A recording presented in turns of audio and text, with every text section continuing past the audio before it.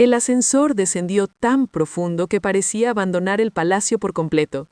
El aire se volvió más frío, las paredes más estrechas, el silencio más opresivo. La cámara acorazada no parecía un cuarto, parecía un mausoleo.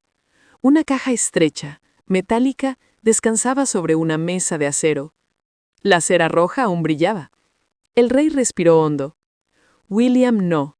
El encargado presentó la llave, la introdujo, giró, y el sello se quebró con un sonido seco, casi cruel. El documento escrito a mano estaba dentro. William lo tomó y comenzó a leer. La historia no había hecho más que empezar. La primera línea del documento no era una frase, era una herida. Yo, en pleno uso de mis facultades, juro ante la memoria de la madre de mis hijos. William sintió cómo el aire le abandonaba el pecho. No era un texto íntimo, no era una reflexión emocional, era un juramento formal. Y la noche en la que fue escrito no era cualquier noche. El rey lo había redactado 3 días después de la tragedia en París, cuando el mundo entero lloraba, cuando millones de velas encendían las calles en silencio, pero ninguna vela ardía más fuerte que la culpa. William continuó leyendo, con las manos tensas. Juro que jamás permitiré que sus hijos sufran las presiones, engaños y vigilancias que ella padeció. Juro protegerlos de la maquinaria que la consumió. El rey bajó la cabeza. No dijo nada. No podía, porque esa promesa había sido rota hace años. ¿Esto lo firmaste tú?, preguntó William, con la voz raspada. El rey asintió. Fue un momento de desesperación. No. William lo miró fijo. Fue un juramento, y lo incumpliste. La piel del rey se tensó. Había cosas que podía negar, pero no esa. El documento seguía. Una segunda promesa esperaba. La frase estaba subrayada 2 veces. Prometo mantener unidos a mis hijos. Prometo jamás permitir que terceros, instituciones o intereses políticos los separen. Prometo actuar siempre como un padre que sostiene, no que divide. William sintió un temblor recorrerle los dedos, porque esas palabras eran exactamente lo contrario de lo que había ocurrido. Los últimos años habían sido una batalla fría, silenciosa, llena de malentendidos y distancias dolorosas. Y el rey, lejos de unirlos, había permitido que ese océano creciera. William cerró los ojos por un momento. No lloró, pero estuvo cerca. Sabías que este era su mayor temor, susurró. Que nos separaran, que nos usaran, que la historia se repitiera. El rey apoyó la mano en la mesa, pero la retiró de inmediato, como si la superficie le quemara. Intenté mantener la estabilidad pública, murmuró. ¿A costa de nuestra relación? La voz de William se quebró. ¿A costa de la promesa que hiciste sobre el cuerpo de nuestra madre? Silencio. Un silencio tan afilado que podría cortar metal. Y aún faltaba la tercera promesa. La más oscura. La más inesperada. La que explicaba todo lo demás. La letra se volvía más temblorosa, más emocional, más humana. Juro no rehacer mi vida hasta completar mi responsabilidad moral con la madre de mis hijos. Juro no apresurar un matrimonio ni reorganizar la estructura familiar mientras el duelo siga abierto. William sintió un golpe en el estómago, un golpe seco. Ese juramento no se había cumplido, y todos lo sabían. ¿Por qué redactaste algo así?, preguntó, sin levantar la vista del papel. El rey tardó en responder. Porque en ese momento creí que era lo correcto. Entonces, ¿qué cambió? El rey respondió con algo que William no esperaba. La presión, la necesidad institucional y mi propio egoísmo. La palabra egoísmo cayó como una piedra en el agua, expansiva, imparable. William cerró el documento, despacio, muy despacio. Sabías que si lo leíamos, todo cambiaría, y por eso intentaste ocultarlo. El rey no respondió. La verdad estaba escrita, firmada, sellada. Ya no podía negarla. William guardó el documento en la funda protectora, pero ya no lo veía solo como un papel. Lo veía como un espejo que revelaba la traición que nunca habían tenido el valor de nombrar. El rey levantó la mirada, con los ojos húmedos, un brillo extraño entre culpa y miedo. Te pido que no permitas que esto destruya lo poco que queda de nosotros. William respiró hondo, muy hondo.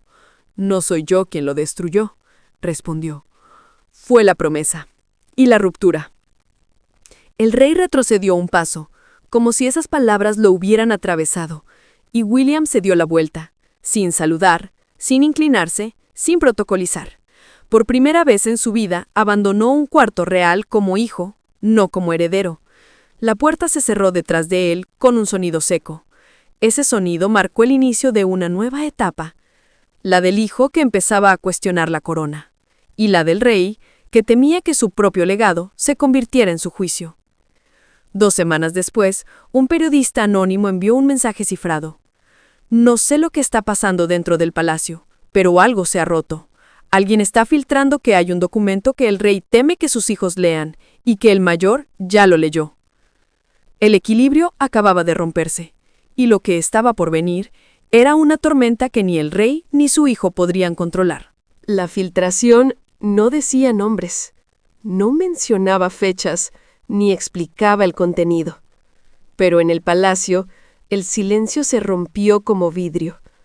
Los asesores comenzaron a moverse con urgencia. Los teléfonos sonaban sin parar.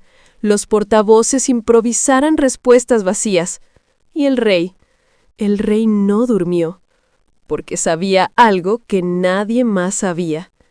Si ese documento salía a la luz, no solo destruiría su imagen, destruiría la frágil estructura que mantenía unida a la institución. Pero había un problema aún peor. William tampoco dormía. Y cuando un heredero pierde el sueño, el mundo empieza a temblar.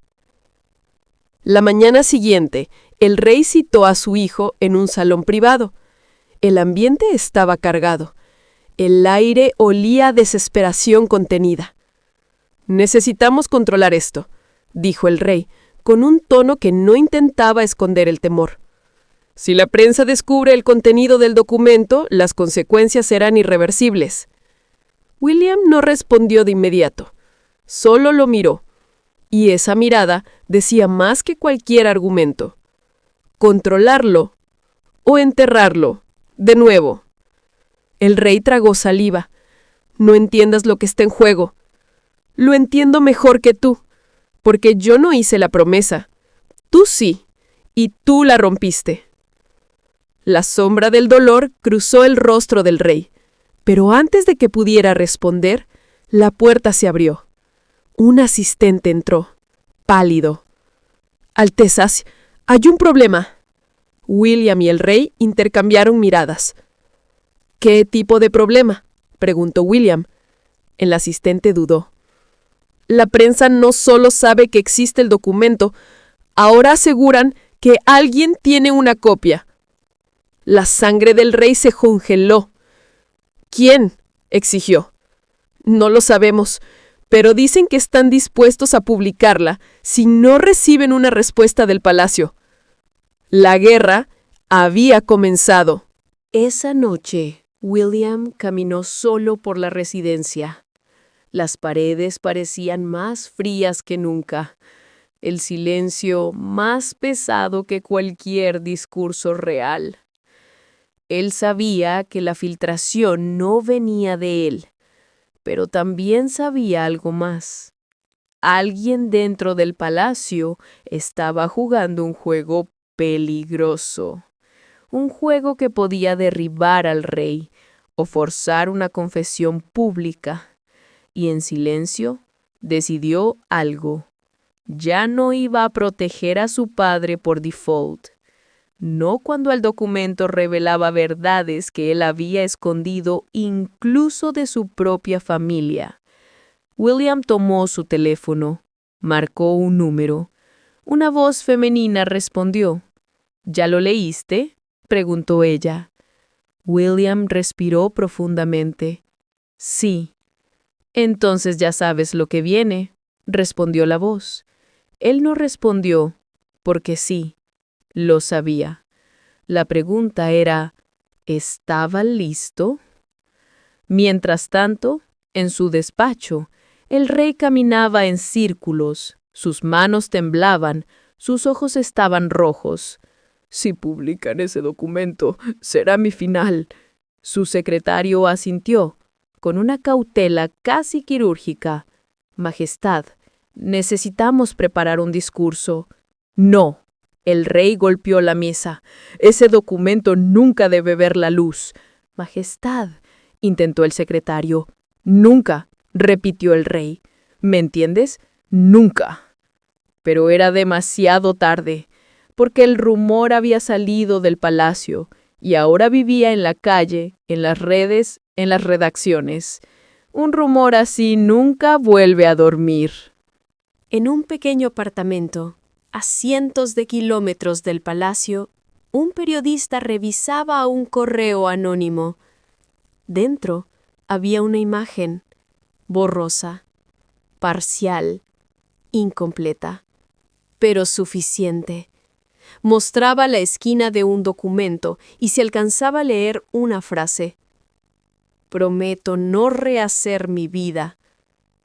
El periodista se quedó en silencio.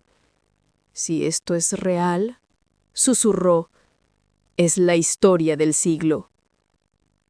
Pero aún faltaba algo más en aquel correo. Una segunda línea, una advertencia. Publicaré el resto si el palacio no dice la verdad. La bomba estaba activada y el contador ya corría. Al día siguiente, William se presentó ante la oficina de comunicaciones del palacio. Todos lo miraron entrar como si fuese un fantasma. Él habló con calma, pero su voz era firme, cortante. No voy a mentir a la prensa, dijo. No voy a encubrir nada, y si me preguntan, no protegeré lo que ya no se puede justificar. Los portavoces se quedaron petrificados. Alteza, eso pondría en riesgo la estabilidad. William los interrumpió. No soy un escudo humano, soy un hijo, y el documento existe. Uno de los asesores se atrevió a preguntar, ¿tiene intención de hacerlo público? William tardó en responder. Miró por la ventana. Las nubes se movían rápido, como anunciando una tormenta. Finalmente dijo, no lo sé, pero no voy a permitir que lo usen para manipularnos más. El palacio ya no sabía qué temer más. ¿La filtración? ¿La prensa? ¿O el propio heredero? Esa noche, el rey cenó solo. Las paredes del comedor parecían demasiado grandes, el silencio demasiado profundo. Él recordaba perfectamente la noche en la que escribió el documento. Recordaba la habitación vacía, recordaba el llanto, recordaba la culpa. Pero también recordaba algo más. Recordaba por qué lo había sellado. Y esa razón aún no la había dicho. Ni a William, ni a nadie. Porque detrás de las promesas rotas había un cuarto secreto más oscuro. Uno que él juró no revelar jamás. Y ese cuarto estaba a punto de abrirse.